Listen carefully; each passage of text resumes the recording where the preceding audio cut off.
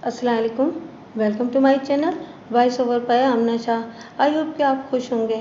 कहानी शुरू करने से पहले आपसे रिक्वेस्ट है कि अगर आपको मेरा कंटेंट पसंद आता है तो प्लीज़ मेरे चैनल को सब्सक्राइब करें और लाइक करें। आइए कहानी का आगाज़ करते हैं। इस थाने में तैनात हुए मुझे सिर्फ 2 दिन हुए थे। मैं सोने की तैयारी कर रहा था कि दरवाजे पे दस्तक हुई। आज का दिन काम के हवाले से खासा गैर मसरूफ़ गुजरा था।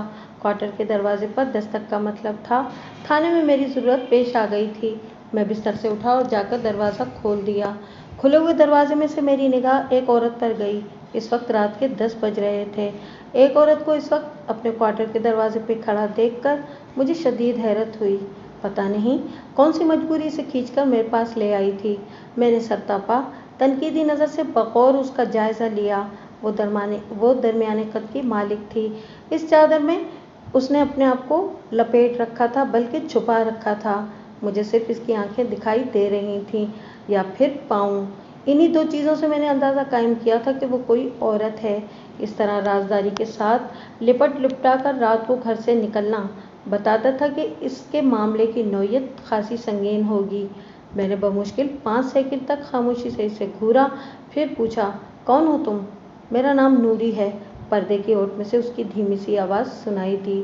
निस्वानी आवाज़ और जनाना नाम ने मेरे अंदाजे की तस्दीक कर दी। मैंने नूरी से पूछा, तुम इस वक्त मेरे क्वार्टर पर क्यों आई हो? मुझे आपसे एक बहुत ही ज़रूरी काम है थानेदार जी, वो बदस्तूर धीमे लहजे में बोली। मैंने चंद लम्हात तक उसकी बात पर गौर किया, फिर इस बात में सर हिलाते हुए बड़ी रसानियत से कहा, ठीक है, तुम मेरे कमरे में चलकर बैठो, मैं 10 मिनट में तैयार होकर इधर ही आता हूँ। थाने में नहीं, उसने बड़ी शिद्दत से नफ़ी में गर्दन हिलाई। आप इधर ही मेरी बात सुन लें, क्वार्टर के अंदर। मेरा माथा ठनका।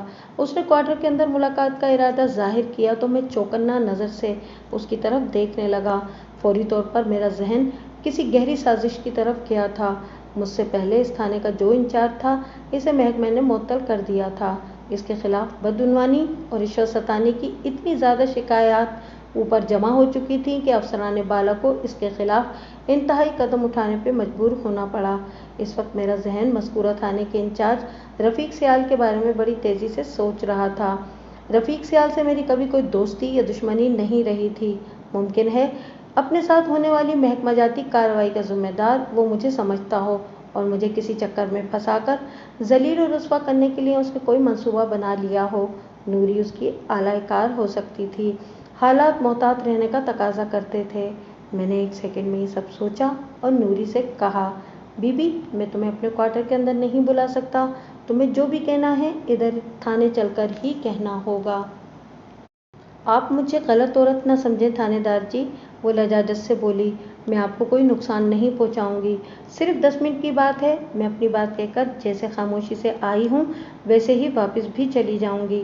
बात ख़त्म करते ही उसने इज़्तिरारी अंदाज में अपने दाएं बाएं और पीछे निगाह डाली। उसकी बेचैनी से जाहिर होता था या तो उसे किसी की आमद का इंतज़ार था या फिर वो किसी की आमद से खौफजदा थी। वो नहीं चाहती थी कि कोई उसे वहाँ खड़ा देख ले। इस उलझी हुई सूरत हाल ने मुझे और ज़्यादा मोहतात बना दिया।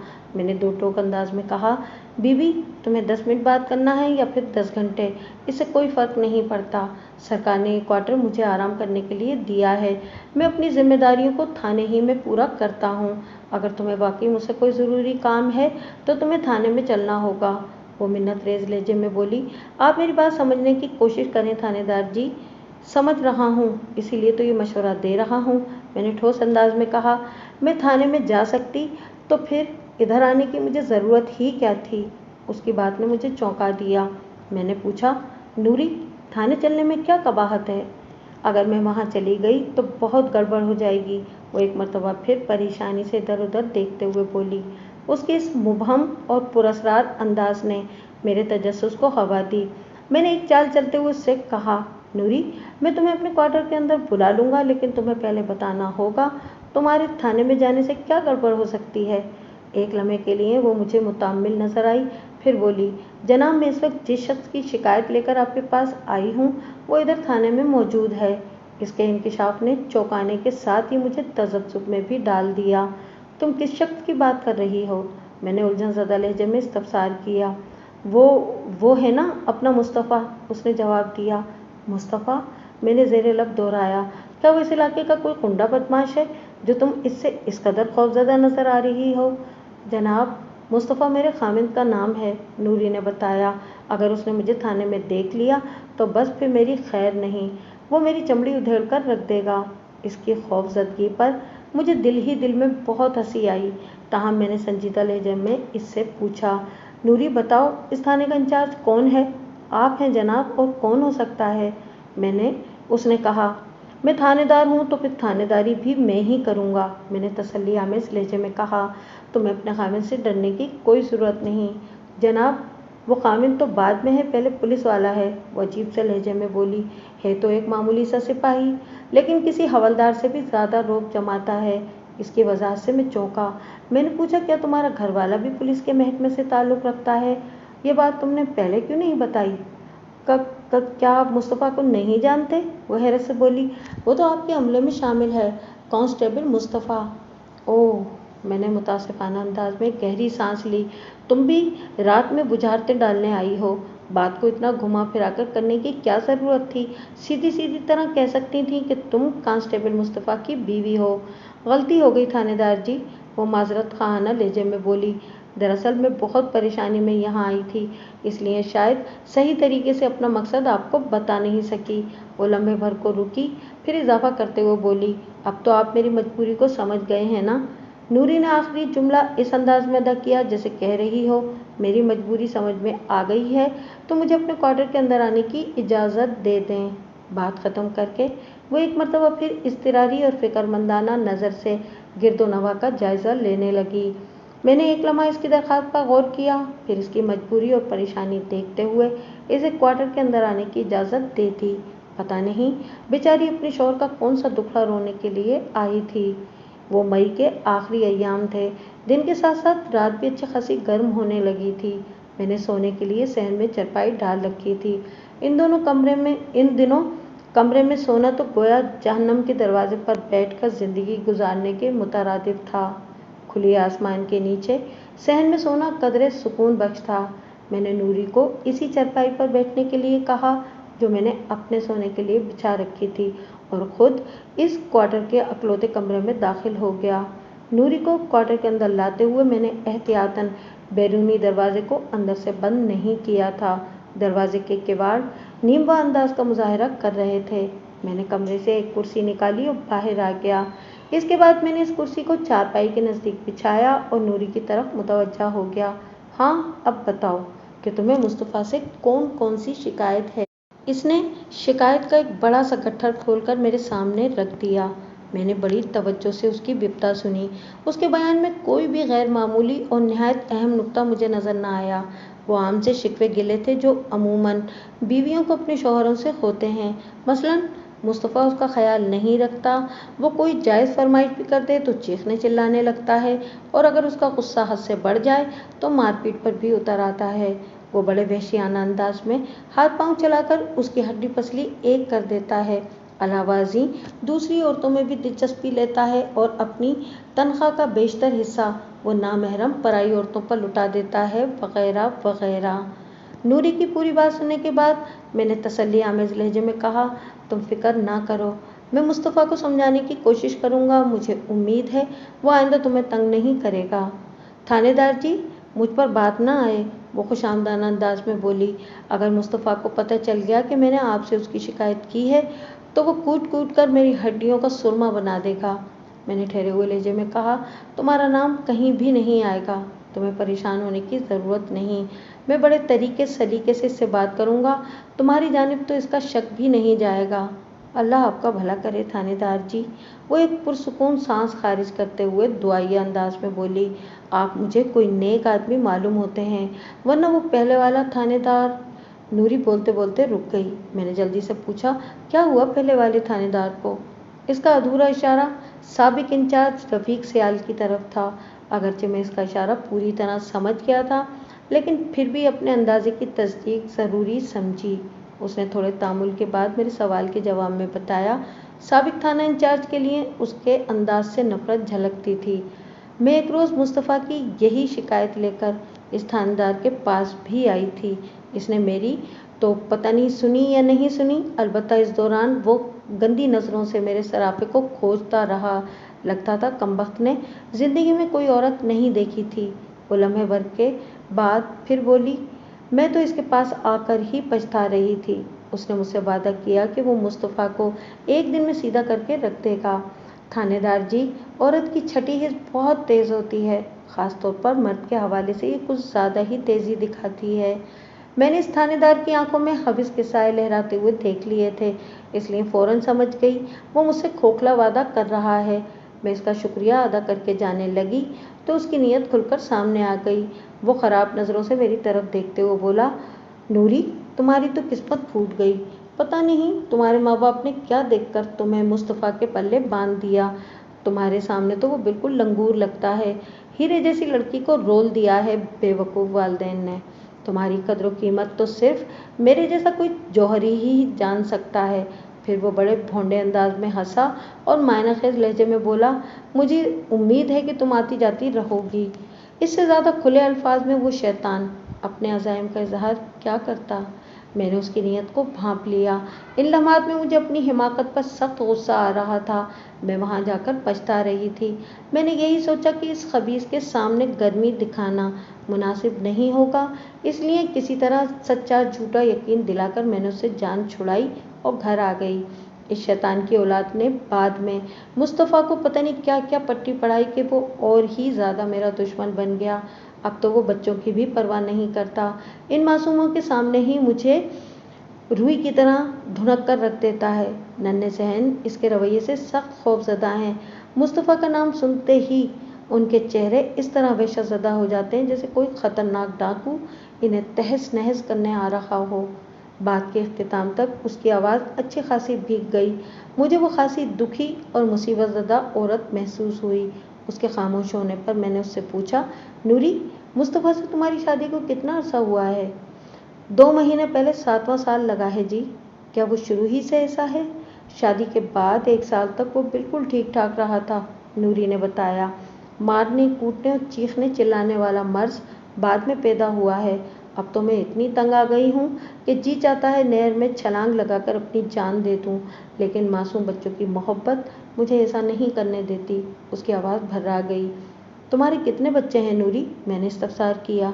उसने जवाब दिया, दो दो बच्चे, 2 हैं। बच्चा बड़ा है, एक उसकी उम्र 5 साल है और बच्ची उससे छोटी और 3 साल की है।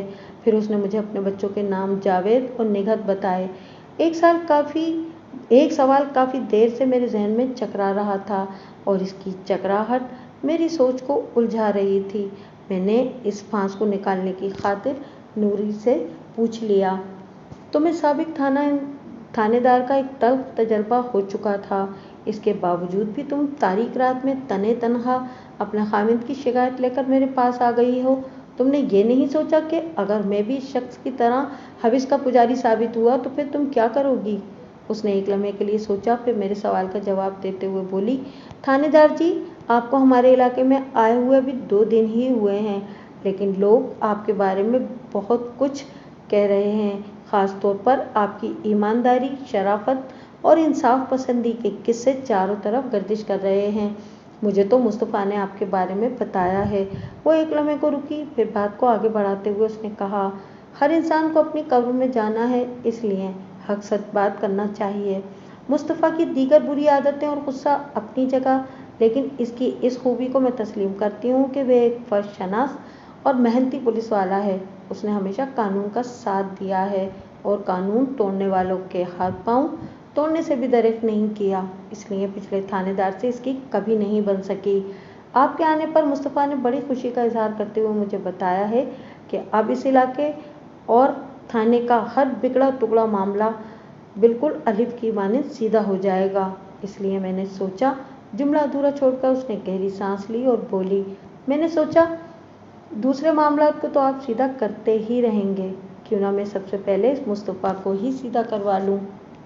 और जहां तक आपकी ज़ात पर भरोसा करने की कोशिश है, तो इसके लिए मैं यही कह सकती हूँ कि मेरे दिल ने गवाही दी थी कि आप एक अच्छे और नेक दिल इंसान साबित होंगे। और देख लें, उसने एक मरतबा फिर बात को नामुकम्मल छोड़ा और तवील सांस खारिज करते हुए बताने लगी, देख लें थानेदार जी, मेरे दिल की गवाही कितनी सच्ची साबित हो रही है।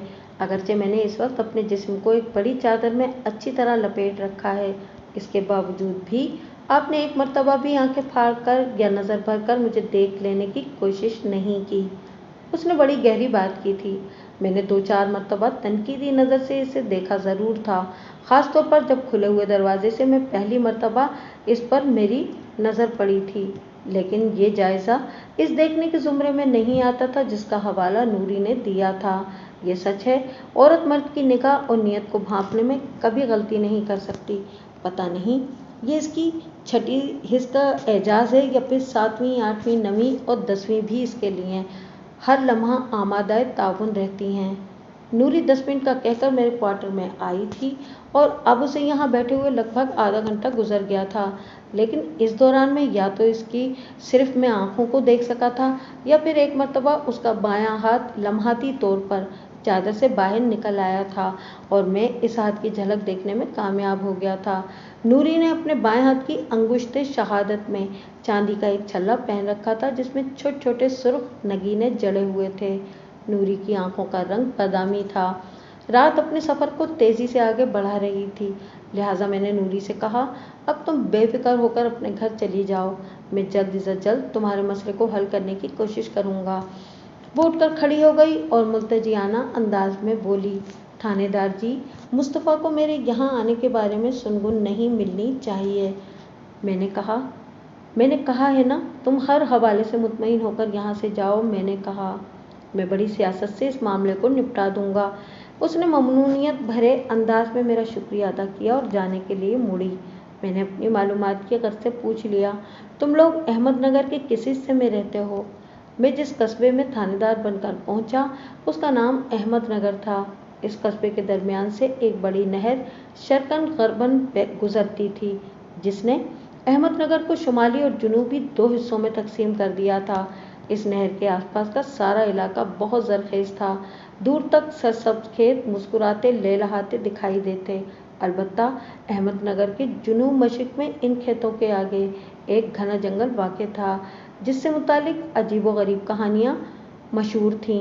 नूरी ने मेरे सवाल के जवाब में बताया, हम जी अहमदनगर जुनूबी में रहते हैं। मेरा थाना अहमदनगर शुमाली में वाक़ था। इसका मतलब था वो नहर का पुल अबूर करके वहाँ पहुँची थी। अहमदनगर के करीब से एक पुख्ता सड़क गुजरती थी जिस पर छोटा बड़ा हर नौइयत का ट्रैफिक देखने को मिल जाता था। ये सड़क नहर के ऊपर एक क्रॉस बनाती हुई जाती थी, यानी सड़क का रुख शुमालन जुनूबन था। नहर का पुल एक तरह से शुमाली और जुनूबी अहमदनगर को मिलाने का बाइस भी था। मिलन और जुदाई के मामलात में पुलों की अहमियत बड़ी होती है। दो बिछड़े हुओं के बीच चाहे फासलों की कितनी बड़ी भी खलीज हाइल क्यों ना हो, वो एक पुल इन्हें एक दूसरे की नज़दीक ले आता है। मोहब्बत करना एक अजीम काम है और मोहब्बत करने वाले लायक सताइश, लेकिन वो मोहब्बत करने वालों के दरमियान पुल का अदा करने वाले शख्स की अजमत की नाप तोल मुमकिन नहीं। नूरी के जाने के बाद मैं काफ़ी देर तक इसी के बारे में सोचता रहा। वो अपने खामिंद की जो शिकायत लेकर मेरे पास आई थी वो इंतहाई मामूली नौइयत की थी, लेकिन इसकी हिम्मत, कोशिश और अंदाज़े मुनफरिद और गैर मामूली था। रात की तारीकी में किसी औरत से इतनी बड़ी जुर्रत की तवक्को नहीं की जा सकती थी। थाने से उठते वक्त मैं चंद अहम फाइलें अपने साथ ले आया था। सोचा था सोने से पहले इनका मुताला करूँगा। इस मकसद के लिए मैंने वो फाइलें अपनी चारपाई के नज़दीक एक छोटी मेज़ पर रख दी थीं, लेकिन अब इन्हें उठाकर देखने की हिम्मत नहीं हो रही थी। मैंने चारपाई पर लेटकर आंखें बंद की और चंद लम्हात के बाद नींद को गले लगा लिया। आइंदा रोज़ मैं जैसे ही थाने पहुंचा, मैंने कांस्टेबल मुस्तफ़ा को अपने कमरे में बुला लिया, लेकिन मुझे बताया गया कि मुस्तफ़ा थाने में मौजूद नहीं। मैंने ये इत्तला देने वाले से पूछा, क्या वो सुबह सुबह घर चला गया है? जनाब, अभी तो वो थाने पहुंचा ही नहीं, उसने जवाब दिया। घर तो वो कल रात का गया था। कांस्टेबल का जवाब मुझे हज़म नहीं हुआ। मैंने चौंक कर उसकी तरफ देखा और पूछा, क्या रात को मेरे उठने के बाद उसने भी छुट्टी कर ली थी? जनाब, मुस्तफ़ा की आजकल दिन की ड्यूटी है।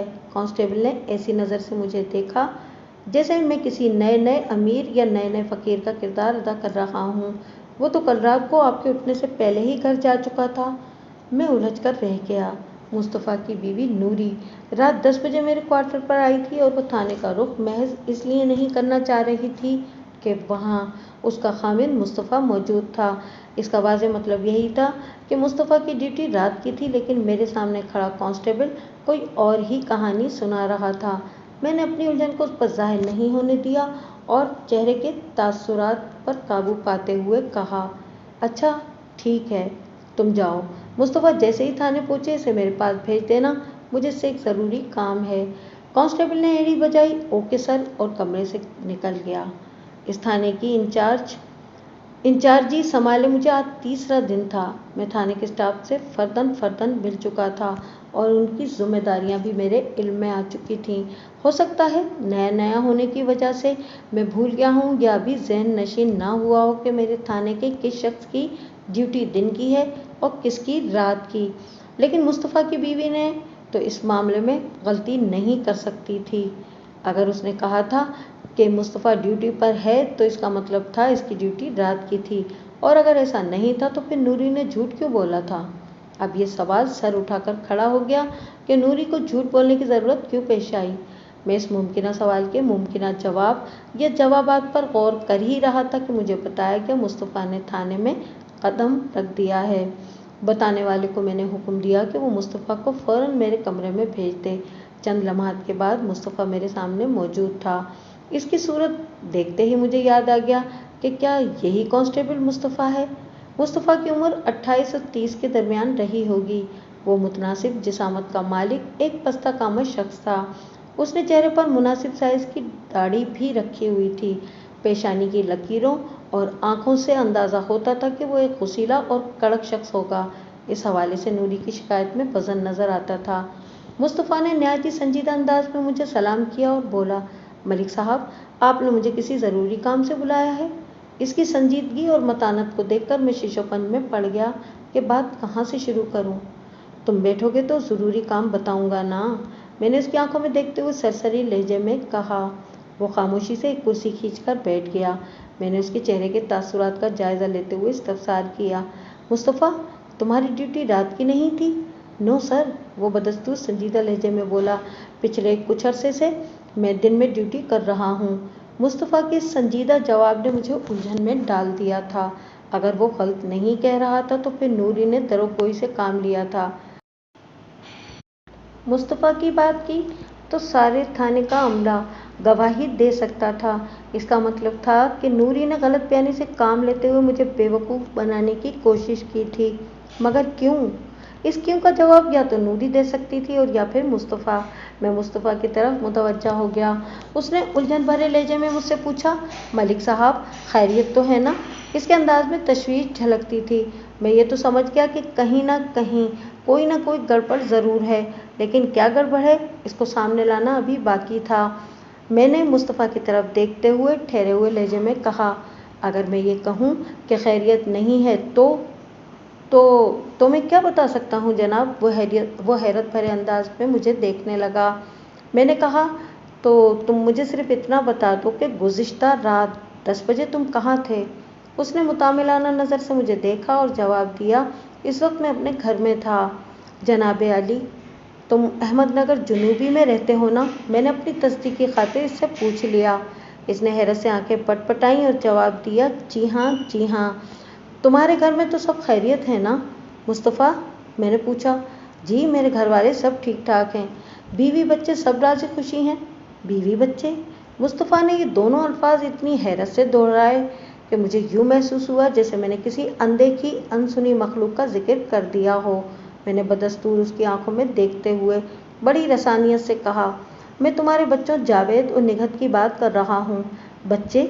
उसने मजाका खेज अंदाज में दोहराया, फिर मुझसे पूछ बैठा, मलिक साहब, अल्लाह आपकी ज़बान मुबारक करे, लेकिन ये तो बताएं कि बग़ैर शादी के बच्चे कैसे पैदा हो सकते हैं? क्या तुम शादीशुदा नहीं हो? मैंने ताज्जुब खेज नज़र से इसकी तरफ देखा। मैं इतना खुशकिस्मत कहाँ जनाब, वो खोए खोए अंदाज में बोला, 3 मरतबा मंगनी होकर टूट चुकी है। अब तो मुझे शादी की बशारत दे रहे हैं। ना सिर्फ शादी की बल्कि 2 बच्चों की खुशखबरी भी सुना रहे हैं आप। लम्हे भर को रुका, फिर बेयकीनी से मेरी तरफ देखते हुए बोला, लगता है किसी मुखालिफ ने मेरा मजाक बनाने के लिए आपको मेरे बारे में गलत सलत बताया है। अगर आपको मेरी बात पर एतबार ना आ रहा हो तो मैं गवाही के लिए चाचा चाची को थाने ला सकता हूँ। उसकी जेन्युइन संजीदगी को देखते हुए मुझे अंदाज़ा हो गया कि वो गलत फहमी से काम नहीं ले रहा था। अतमाम हुज्जत के तौर पर मैंने उससे पूछ लिया, क्या नूरी तुम्हारी बीवी नहीं है? न नूरी और ना ही कोई गफूरी, वो कतियत से बोला। अब तो मुझे यकीन हो गया। अपना नाम नूरी बताकर जिस औरत ने गुज़िश्ता रात मेरे क्वार्टर में मुझसे मुलाकात की थी, वो कोई बहुत ही बड़ी ड्रामा बाज थी। उसने ये नाटक किसी ख़ास मकसद के लिए किया था। किस मकसद के तहत? फ़िलहाल इस सवाल का जवाब मेरे पास नहीं था। इस लम्हे मैंने फ़ैसला कर लिया कि सरे दस्त में मुस्तफ़ा को नूरी के बारे में कुछ नहीं बताऊँगा, तावक्ते के मैं इस ड्रामे का कोई सिरा हाथ में न ले लूँ। मलिक साहब, ये नूरी कौन है? मुस्तफ़ा ने कदरे परेशानी से पूछा। और आपने मेरे जिन 2 बच्चों जावेद और निगहत का जिक्र किया है, वो आपको कहाँ मिले थे? मुझे फ़िलहाल मुस्तफ़ा को इन सवालात के जवाबात नहीं देना थे, इसलिए मैंने इसे बड़ी खूबसूरती से टाल दिया और कहा, मैं ये पेशगोई कर रहा था कि तुम्हारी शादी नूरी नामी लड़की से होगी, जिससे तुम्हारे 2 बच्चे जावेद और निगहत पैदा होंगे। क्या समझे? आपके मुंह में घी शक्कर मलिक साहब। वो वफूर मुसर्रत से खिल उठा। फिर एकदम संजीदा होते हुए उसने पूछा, क्या आप थानेदारी के साथ साथ निजूम वगैरह का काम भी करते हैं? मुस्तफ़ा ने यह सवाल मेरी पेशगोई के हवाले से किया था। मैंने कहा, मैं नजूम और इल्म नजूम को मानता हूँ, लेकिन नजूमी नहीं हूँ। जिस तरह हर इल्म की एक हद होती है, इसी तरह इल्म नजूम की भी हदूद व क़ुयूद मुकर्रर हैं, और सच्चे अहले इल्म इन सरहदों को कभी नहीं फलांगते। इस नौइयत की छलांग कारखाने कुदरत में मुदाखलत के मुतरादिफ है। समझदार माहिर नजूम बड़ी दानिशमंदी से अपनी ज़ुबान का इस्तेमाल करता है। इसके हर अंदाज से ज़ाहिर होता है जैसे वो भी किसी को जवाब दे है। वो महज रहनुमाई करता है, लेकिन जो मुस्तनिद नजूमी होते हैं वो इल्म की इज्जत व तौकीर को नज़र में नहीं रखते। इन्हें सिर्फ अपने ज़ाती मफाद से गर्ज होती है। वो अपने पास आने वाले परेशान हाल लोगों का पेट काट कर अपना पेट भरने के चक्कर में रहते हैं। ये सब बातें मैंने उससे की तो मलिक साहब वो खामोश होते ही बोला। मैं खामोश हुआ तो मुस्तफ़ा ने हैरत भरे लहजे में कहा, आप थानेदार हैं या नजूमियों के मोहतसिब? मुझे तो यूँ महसूस होता है जैसे अल्लाह ने आपको नाम नहाद नजूमियों के एहतिसाब के लिए ख़ास तौर पर पैदा किया है। मैंने ठहरे हुए लहजे में कहा, नाम नहाद शख्स चाहे ज़िंदगी के किसी भी शोबे में हो, वो गलत काम ही कर रहा होता है। ये कहा जाए कि बाल्फाज़ दीगर वो किसी न किसी जुर्म में मुब्तला होता है, और हर किस्म के मुजरिमों की सरकूबी करना मेरे फ़राइज़ में शामिल है। अब तो तुम अच्छी तरह समझ गए होगे कि मैं यहाँ सिर्फ थानेदारी करने आया हूँ। जी मलिक साहब, बिल्कुल समझ में आ गया। वो इस बात में सर हिलाते हुए बोला, आपके साए तले काम करके मुझे बहुत कुछ समझने और सीखने को मिलेगा। मैंने ज़ाविया तब्दील करते हुए उससे पूछ लिया, सीखने और सिखाने का काम तो जारी रहेगा। मुझे ये बताओ कि तुम अपने चाचा चाची को गवाही के लिए क्यों थाने ला रहे थे? तुम्हारे माँ बाप और बहन भाई कहाँ हैं? मेरे सवाल के जवाब में उसने जो कुछ बताया उसका खुलासा कुछ इस तरह था। मुस्तफ़ा अहमदनगर जुनूबी में अपने चाचा इसहाक और चाची मरियम के साथ रहता था। इसहाक और मरियम एक उम्र रसीदा बे औलाद जोड़े थे। मुस्तफ़ा महज इनकी तन्हाई दूर करने के लिए इनके घर में ठहरा हुआ था। इनका अपना घर अहमदनगर से शुमाल में वाक़ था, एक गांव घुमनपुरा में था। उसका बाप अशफाक घुमनपुरा में ज़मींदारी करता था। मुस्तफ़ा से छोटा एक भाई और एक बहन थी, और इन दोनों की शादी हो चुकी थी। मुस्तफ़ा का भाई मुर्तज़ा घुमनपुरा ही में रहता था और खेतीबाड़ी में अपने बाप का भरपूर हाथ बटाता था। मुर्तज़ा का एक 3 साला बेटा रिजवान था। मुस्तफ़ा महीने में एक आध चक्कर घुमनपुरा का लगा लिया करता था। इस तनाजुर में नूरी और इसका शबीना ड्रामा सरासर फ्रॉड दिखाई देता था।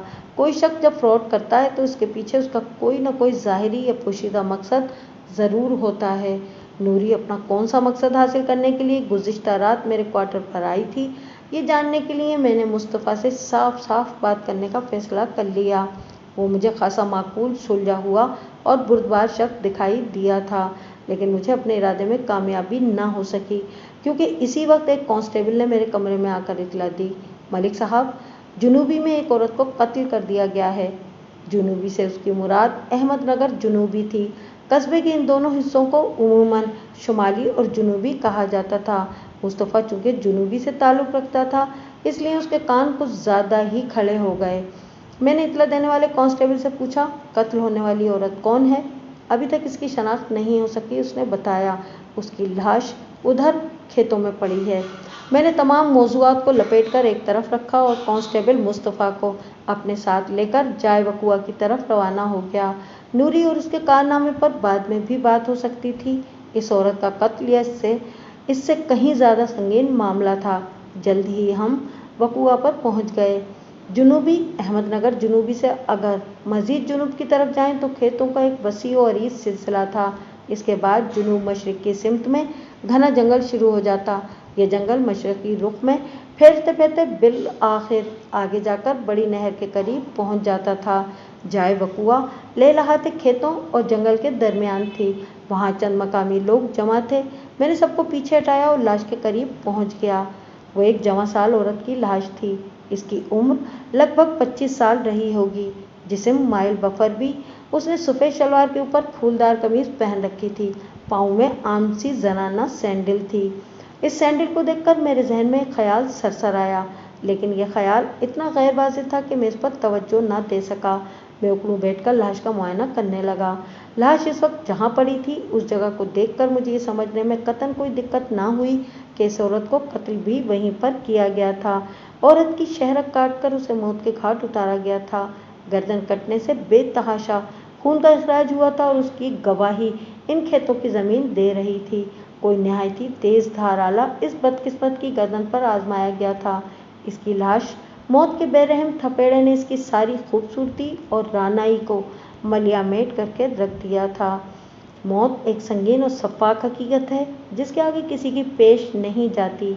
मैं इस औरत की लाश का मुआयना कर ही रहा था कि एक चीज़ ने मुझे चौंकने पर मजबूर कर दिया।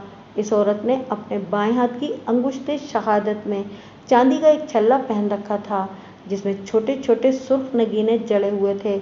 इस छल्ले को देखकर मेरे जहन में रोशनी का झमाका हुआ और पलक झपकते में मुझे याद आ गया कि मैंने इस छल्ले को पहले कहाँ देखा था। इसके साथ ही मकतूल की सैंडल वाला अचंभा भी मेरी समझ में आ गया। मेरे दिल ने पुकार कर कहा कि मैं नूरी की लाश पर खड़ा हूँ।